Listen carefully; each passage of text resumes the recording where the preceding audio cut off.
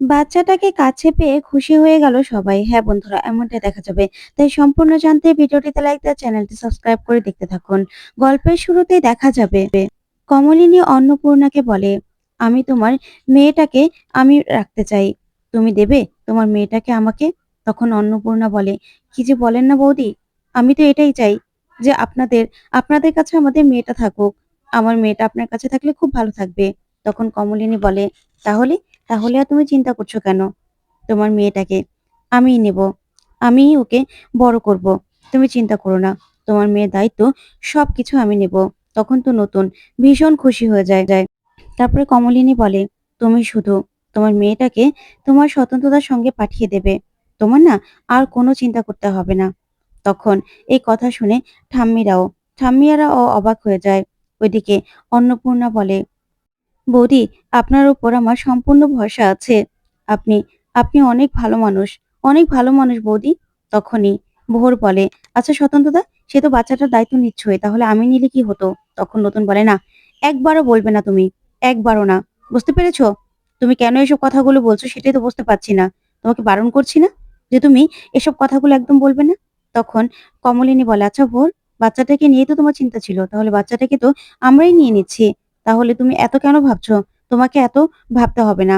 তখন নতুন বলে, হ্যাঁ, কমলিনী যখন বাচ্চাটার দায়িত্ব নিতে চাইছে, আমার আর কোনো চিন্তা নেই। আর অন্নপূর্ণা, তোমাকেও না চিন্তা করতে হবে না। তখন অন্নপূর্ণা খুব খুশি হয় আর বলে, দাদাবাবু, আপনারা যদি বলেন যেন আমি কোনোদিনও আমার বাচ্চাটার কাছে আমি আসবো না, তাহলেও কিন্তু আমার বাচ্চাটার কাছে আমি আসবো না। আপনাদেরকে আমি বলে দিলাম। তখন বাবিল তাকিয়ে থাকে।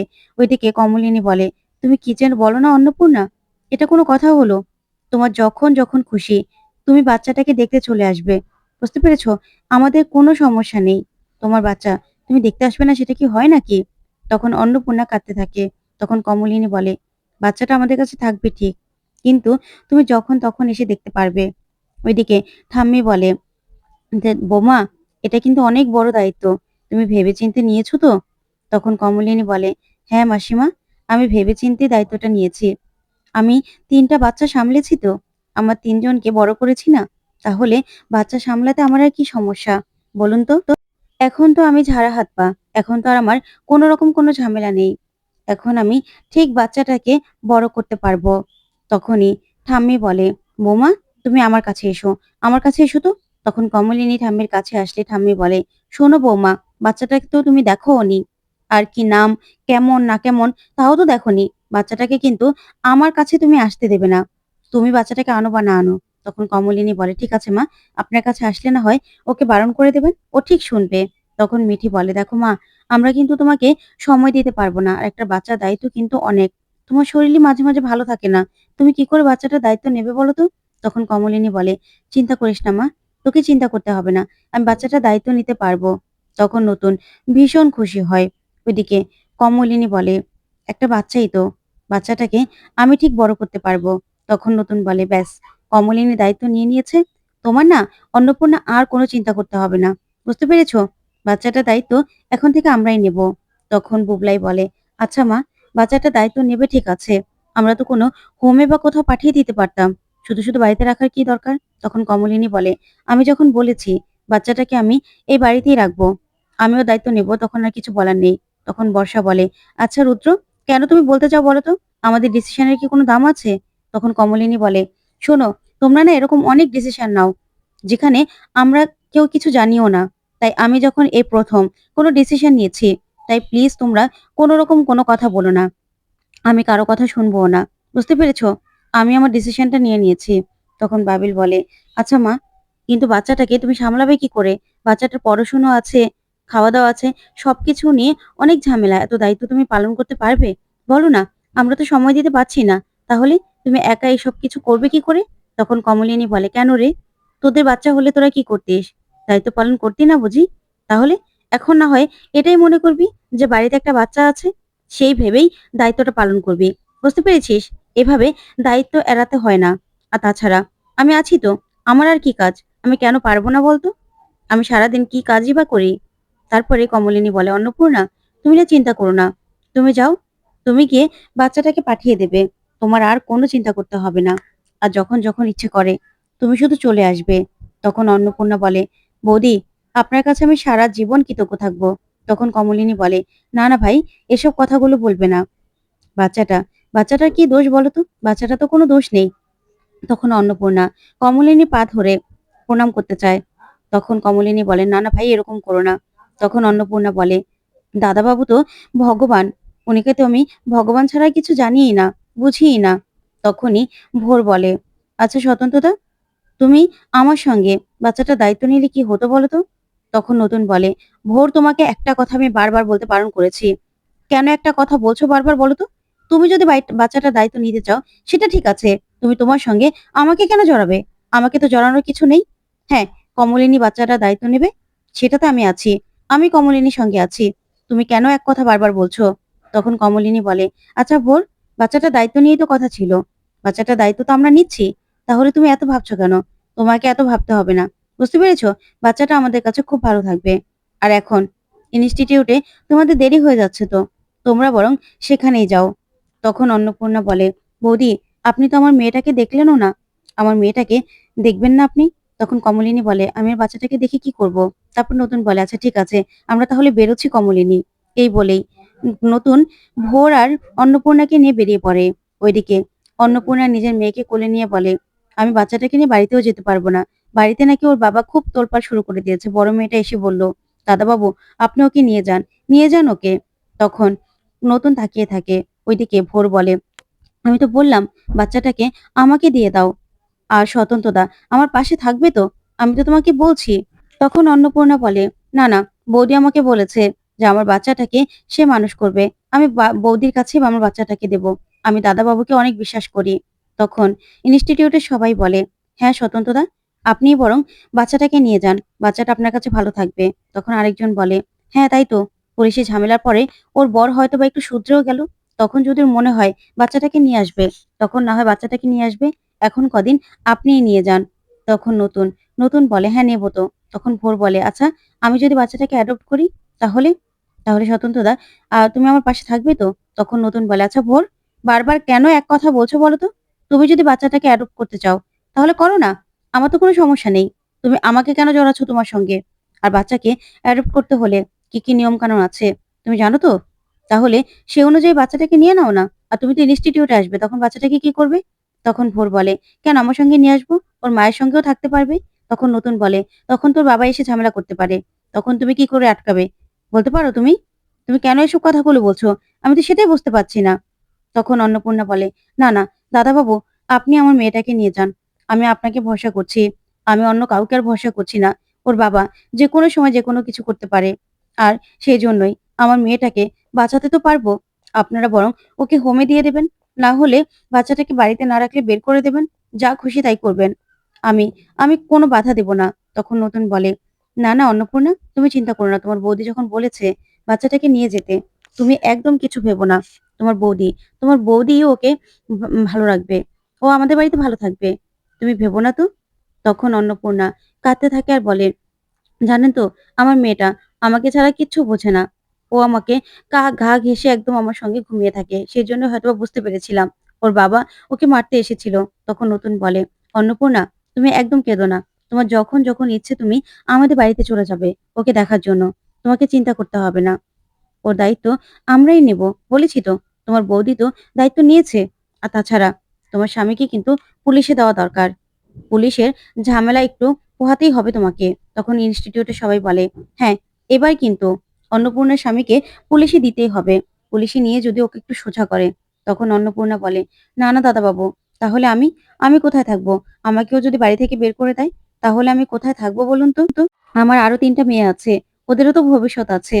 আর এই দোকানে তো আর আমি সারারাত কাটাতে পারবো না। আপনারা যতক্ষণ ইনস্টিটিউটে আছেন ততক্ষণই তো। তারপরে তো আপনারাও চলে যান। তাহলে আমার কি হবে? একবার ভেবে দেখেছেন? তার থেকে আমার মেয়ে আপনাদের কাছে থাকুক। তখন একজন মহিলা বলে, হ্যাঁ তাই তো। ওর কথাও তো আমাদের ভাবতে হবে। ওর স্বামীকেও তো ও কিছুতেই পুলিশে দিতে পারবে না। তখন আরেকজন বলে, হ্যাঁ, তাহলে যেভাবে চলছে সেভাবেই চলুক। বাচ্চাটাকে না হয় স্বতন্ত্র নিয়ে যাক। তারপরে না হয় যা ভাবার ভাবা যাবে। তারপরে একজন বলে, বাচ্চাটাকে হোমে বা কোথাও দিয়ে দিতে হবে। কিন্তু এখন এত তাড়াতাড়ি হোমের ব্যবস্থাই বা কোথা থেকে হবে? কতদিন না হয় স্বতন্ত্রতার কাছে থাকুক। তখন আরেকজন বলে, আমার কাছে একটা হোমের খোঁজ আছে, ওটা না সরকারি নয়, প্রাইভেট, আমি আজকেই কথা বলবো।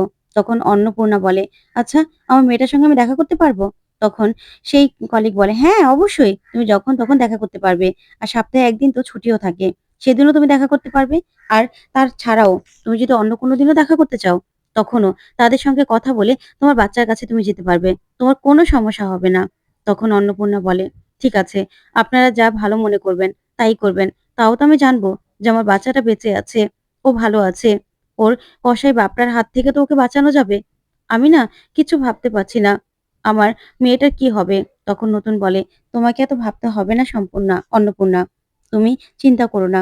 তখন অন্নপূর্ণা বলে, না না দাদাবাবু, আপনার উপর আমার সম্পূর্ণ ভরসা আছে, তার থেকেও বেশি ভরসা আছে আমার বৌদির উপর। বৌদি তো বলেছে যে ওকে নিয়ে যেতে। তখন নতুন বলে, হ্যাঁ, ওকে আমি নিয়ে যাব। আচ্ছা, তোমার তোমার মেয়ের চিন্তা তোমাকে করতে হবে না। তুমি শুধু ওকে নিয়ে ভেবো না। কিন্তু ও তোমাকে ছাড়া থাকতে পারবে তো? তখন অন্নপূর্ণা বলে, হ্যাঁ, ওর একটু কষ্ট হবে, কিন্তু পরে ঠিক হয়ে যাবে। তখনই অন্নপূর্ণাকে সবাই মিলে বোঝায় আর বলে, ঠিক আছে, তুমি বরং স্বতন্ত্র সঙ্গে যাও, তোমার বাচ্চাটাকে রেখে এসো। তখন নতুন বলে, ঠিক আছে, তোমার তোমার মেয়ের নাম কি সেটাই তো জানা হলো না। তখন অন্নপূর্ণা বলে, আমার মেয়ের নাম কুট্টি, আর মেঘ বলেই ডাকি, কারণ মেঘের সময় হয়েছিল তো সেই জন্য। তখন নতুন বলে, বেশ মিষ্টি নাম। যাক, এবার আমি ওকে নিয়ে যাব। তুমি না ওর জন্য একদম ভেবো না, ও আমাদের বাড়িতে একদম ভালো থাকবে। আর তোমার স্বামীর ব্যবস্থাও আমরা করব, তোমাকে ভাবতে হবে না। যা যা ডিসিশন নেয়ার আমরাই নেব। বাচ্চাটার জন্য কি করতে হবে। তখন ইনস্টিটিউটের সবাই সবাই সাপোর্ট করে। তখন অন্নপূর্ণা বলে, না না দাদাবাবু, আমার না কোনো রকম কোনো সমস্যা নেই, আপনারা আপনারা শুধু ওকে দেখে রাখবেন। তখন ভোর বলে, আচ্ছা স্বতন্ত্রদা, আমিও যাই তোমার সঙ্গে? তখন নতুন বলে, না, তোমার তো যাওয়া দরকার নেই, তুমি কেন যাবে? আমি মেয়েটাকে নিয়ে যাব, তোমার কি দরকার? তখন ভোর বলে, না, ওর জন্য কিছু কেনাকাটাও তো করে দিয়ে নিয়ে যেতে পারতাম। তখন নতুন বলে, সেটা না দরকার হলে আমি তোমাকে বলবো, আর পরেও তো নিয়ে যেতে পারবে, এখন তোমার নিয়ে যাওয়ার কোনো দরকার নেই। তখন ভোর বলে, আচ্ছা স্বতন্ত্রদা, তুমি আমাকে এভাবে অ্যাভয়েড কেন করছো? তখন নতুন বলে, তুমি কি কিছু বুঝতে পারো না? তখনই একজন কলিগ বলে, আচ্ছা ভোর, তুমি না আসলে তোমার একটা সমস্যা কি, কোথায় তোমার থামতে হবে সেটা তুমি জানো না। একটা মানুষের একটু থামা দরকার। তুমি খুব ভালো মেয়ে, ঠিক আছে, কিন্তু কোথায় তোমাকে থামতে হবে সেটাই তুমি এখনো বুঝে উঠতে পারছো না। স্বতন্ত্রতা তোমাকে যখন বারবার করে বারণ করছে, তাহলে তোমার এত বাড়াবাড়ির কি দরকার সেটাই তো আমি বুঝতে পারছি না। স্বতন্ত্রতা যখন পছন্দ করছে না, তখন তোমার তো বাড়াবাড়ি করার দরকার নেই। আর তাছাড়া বাচ্চাটাকে স্বতন্ত্রতাই নিয়ে যাবে, বৌদি আছে তো, তোমার এত চিন্তা করতে হবে না। তখন সবাই মিলে বলে, হ্যাঁ ভোর, তোমার এত বাড়াবাড়ি করাটা একদম উচিত হবে না। স্বতন্ত্রদা বাচ্চাটাকে নিয়ে যাক, তোমার যাওয়ার কোনো দরকার নেই। তখন সবার কথা শুনে ভোরের মনটা খারাপ হয়ে যায়। তখন ভোর মাথা নিচু করে দাঁড়িয়ে থাকে। ওইদিকে নতুন অন্নপূর্ণাকে বলে, আচ্ছা ঠিক আছে অন্নপূর্ণা, এবার চলো, আমরা বরং বাড়ির দিকে যাই। তখন নতুন বলে, তাহলে ইনস্টিটিউটে আজকে আমার ক্লাস করালাম না, ঠিক আছে? তারপরে নতুন বাচ্চাটার নাম শুনেও ভীষণ খুশি হয় আর বলে, ঠিক আছে কুট্টি, চলো, চলো আমার সঙ্গে, যাবে তো? তোমার জন্য চকলেট দেবো আমি। তখন মেয়েটাও মাথা নেড়ে বলে, হ্যাঁ। তখন অন্নপূর্ণা বলে, দাদাবাবু, আপনাদের কাছে আমি সারা জীবন কৃতজ্ঞ থাকবো, আপনাদের এই ঋণ আমি কোনোদিনও ভুলতে পারবো না। তখন নতুন বলে, আর এসব কথা বাদ দাও তো, চলো। এই বলে চলে যায় সেখান থেকে। তখন ভোর মন খারাপ করে রাগান্বিত ভাবে তাকিয়ে থাকে। তারপরে দেখা যাবে নতুন বাড়িতে নিয়ে যায় বাচ্চাটাকে আর বলে, কমলিনী। তখন কমলিনী এসে বাচ্চাটাকে কোলে নেয় আর বলে, এই তো চলে এসেছে। তখন মিঠিও ভীষণ খুশি বাচ্চাটাকে দেখে। ওইদিকে অন্নপূর্ণা বলে, বৌদি, আপনার কাছে আমি সারা জীবন কৃতজ্ঞ থাকবো। তখন কমলিনী বলে, না না, কি যে বলো না, ও এখানেই থাকবে, তুমি চিন্তা করো না। তারপর কমলিনী বলে, তোমার নাম কি? তখন অন্নপূর্ণা বলে, নাম বলো। তারপরে নতুন বলে, জানো তো ওর একটা ভালো নাম আছে, মেঘ। তখন কমলিনী বলে, মেঘ মালা, মালাটা যোগ করে দিলাম, ঠিক আছে? তারপরে বাচ্চাটাকে দেখতে সেখানে বর্ষাও আসে। বর্ষা বর্ষাও দেখে খুশি হয়ে যায় বাচ্চাটাকে। ওইদিকে মিঠি, তারপরে বাবিল, সবাই ভীষণ খুশি বাচ্চাটাকে দেখে। বাবিল বলে, দেখো দেখো, আবার হাসছে। তখন কমলিনী বলে, তোমাকে আমি কি নামে ডাকবো বলো তো? তখন অন্নপূর্ণা বলে, বৌদি, ওকে না আমি ভালোবেসে কুট্টি বলতাম। তখন কমলিনী বলে, ঠিক আছে, আমি ওকে সোনাই বলে ডাকবো। তোমাকে আমি সোনাই বলে ডাকবো তো? তখন বাচ্চাটা মাথা নেড়ে বলে, হ্যাঁ। তখন অন্নপূর্ণা বলে, আমি চলে যাচ্ছি বৌদি। তখন বাচ্চাটা বলে, মা আমিও যাব। তখন অন্নপূর্ণা বলে, না রে মা, তোকে যেতে হবে না, তুই তো জানিস তোর বাবা, তুই গেলে তোকে মারবে। তোর সঙ্গে সঙ্গে আমাকেও মারবে। তখন কমলিনী বলে, থাক না, বাচ্চাটাকে এসব কথা না হয় নাই বললে, বাচ্চাটার এসব চাপ দেওয়া দরকার আছে? তো বন্ধুরা, কেমন লাগলো আজকের আপডেট কমেন্ট করে জানাও। ধন্যবাদ।